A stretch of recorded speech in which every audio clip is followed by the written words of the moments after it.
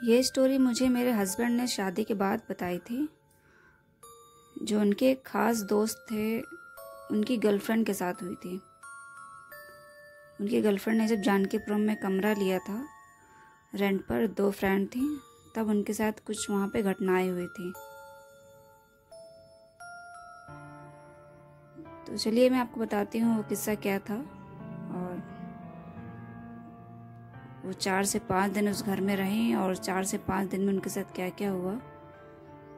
आप हैं इस टाइम मेरे साथ मेरे YouTube channel real horror incident में, और मेरा नाम है आंचल।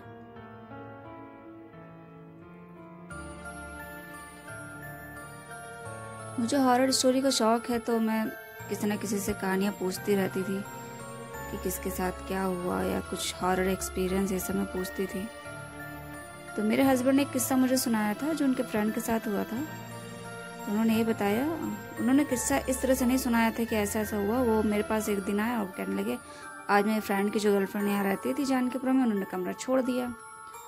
मैंने कहा क्या हुआ? वो तो अभी नई नई आई थी, उन्होंने 2 ही 3 दिन हुआ होगा कमरे में, और छोड़ क्यों दिया?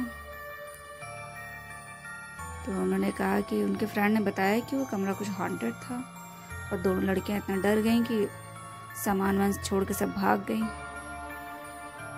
मैंने कहा अच्छा ऐसा क्या हुआ? तब उन्होंने मुझे पूरी स्टोरी सुनाई। इनके फ्रेंड की जो गर्लफ्रेंड थी वो यहाँ की रहने वाली नहीं थी, वो लखनऊ में पढ़ने के लिए आए थे। अधिकतर यहाँ पे लखनऊ में गर्ल्स बॉयज़ हैं, वो पढ़ने के लिए आते हैं, पढ़ते हैं, साथ में जॉब भी करते हैं। तो ऐसे उनके साथ भी था। वो दोनों हम कहीं अलग से आई थी बाहर से, तो उन्होंने उनको यहाँ पे एक कमरा लेना था। तो पहले तो कहीं अलग रहती थी, वहाँ पे रहती थी, अच्छे से थी। उसके बाद लेकिन जब वहाँ खाली करना हुआ तो उन्होंने अपने फ्रेंड से कहा कमरा दिलाने के लिए। तो उन्होंने इधर उधर पता करके तब बताया कि जानकीपुरम में एक कमरा है, वहाँ पे रहना चाहो तो रह लो, रेंट भी कम है। तो उन्होंने कहा ठीक है, आप पता करिएगा, हम जाके रह लेंगे। तो जैसे कि उनके फ्रेंड गए, उन्होंने सब पता किया, वहाँ पे पता किया, रेंट वेंट पता किया, और थोड़ी लोकेलिटी वहाँ की देख ली कैसा क्या है। तो मोहल्ला अच्छा था, कॉलोनी सब अच्छी थी, बढ़िया थी, जानकीपुरम एरिया अच्छा है। अब उस घर में क्या था वो किसी को नहीं पता था, और अधिकतर आज लोग बताते भी नहीं हैं। कौन बुराई मोल ले एक दूसरे घर की, इसलिए कोई नहीं बताता है। तो वो लड़कियाँ शिफ्ट हो गई, दोनों फ्रेंड थी, दोनों जॉब करती थी। मॉर्निंग में चली जाती थी जॉब पे, शाम को लौटती थी। जिस दिन उन्होंने शिफ्ट किया, नेक्स्ट डे संडे था, तो संडे का तो सारा दिन उनका शिफ्टिंग में ही लग गया। जो भी थोड़ा बहुत सामान था सब शिफ्ट किया कमरे में। और उनका 2 रूम थे, लैट्रिन बाथरूम किचन था। और जैसा कि हॉन्टेड घर में होता है, लैंडलॉर्ड रहते नहीं हैं, वो अपना अलग ही रहते हैं। वो क्यों भूत के साथ रहें, तो वो अपना अलग रहते हैं, और ऐसे कमरे किराए के लिए खाली पड़े रहते हैं।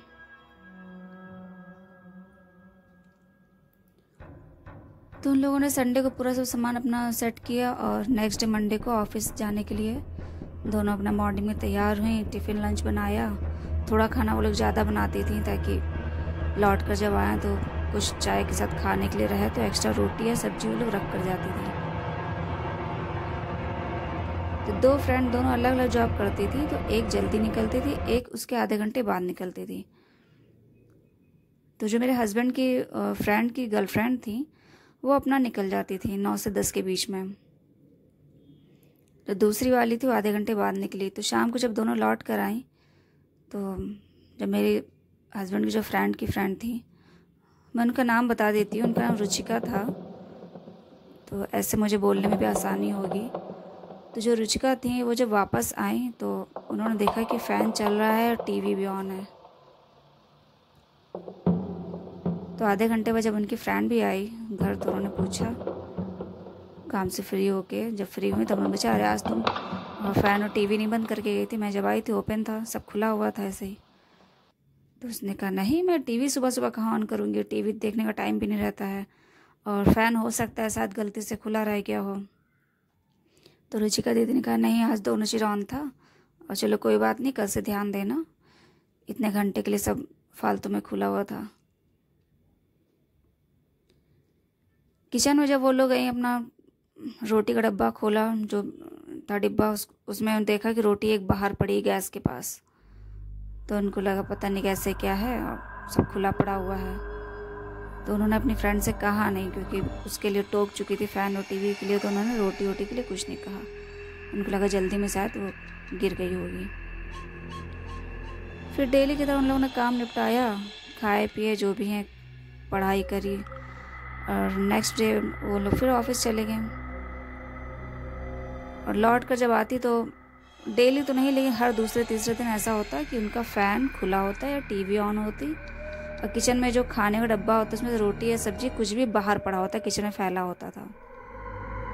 ऐसे एक दो बार हुआ तो रुचिका दीदी ने कहा भी अपनी फ्रेंड से, यार तुम थोड़ा ध्यान दिया करो, क्योंकि हम ही दोनों लोग यहाँ पे हैं, इस तरह से खाने की बर्बादी और लाइट की बर्बादी अच्छा नहीं लगता है। तो उन्होंने कहा नहीं यार, मैं क्यों इस तरह से करके जाऊँगी, और हम छोटे बच्चे तो हैं नहीं, किस तरह से करके जाएंगे।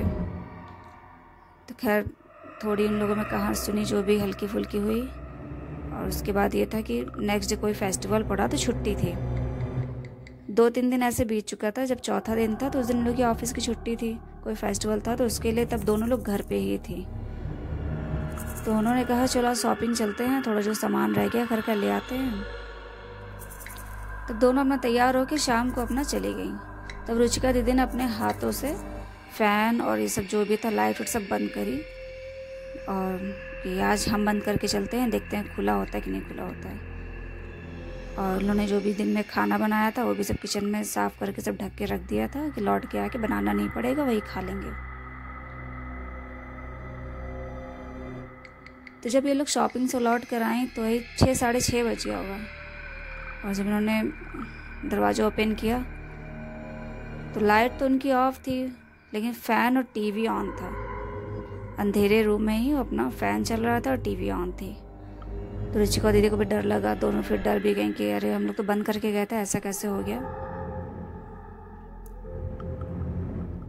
तो खैर डरते हुए जो भी है उन लोगों ने किसी से कहा नहीं, और यही था कि चलो कल का कल देखा जाएगा कैसे क्या होता, कल भी देखते हैं, अगर ऐसा कुछ होता है तो मैं अपने फ्रेंड से कहूँगी जिन्होंने कमरा दिलाया है।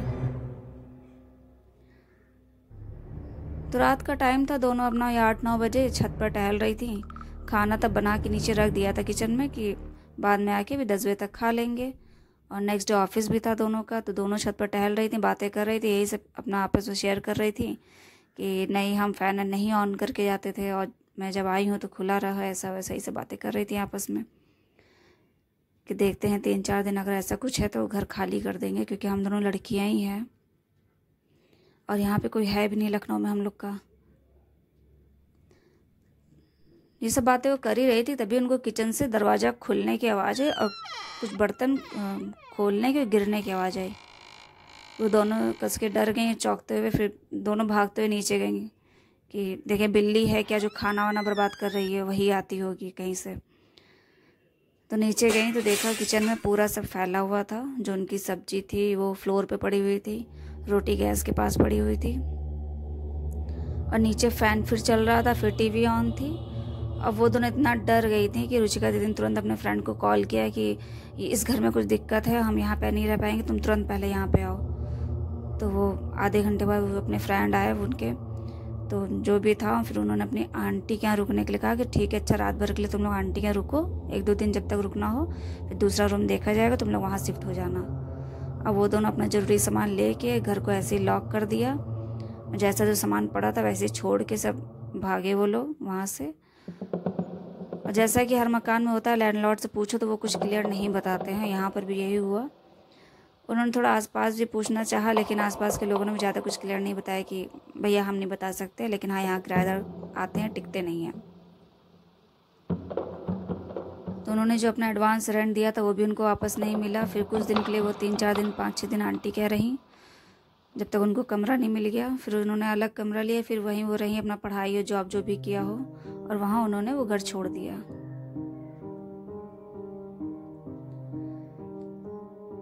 कुल मिला के इस घर में यही घटना थी कि फ़ैन टीवी ये सब ऑन रहता था, और अब जो भी आत्मा जो उसको भूख लगती होगी वो खाना खुला रहता था वहाँ पे।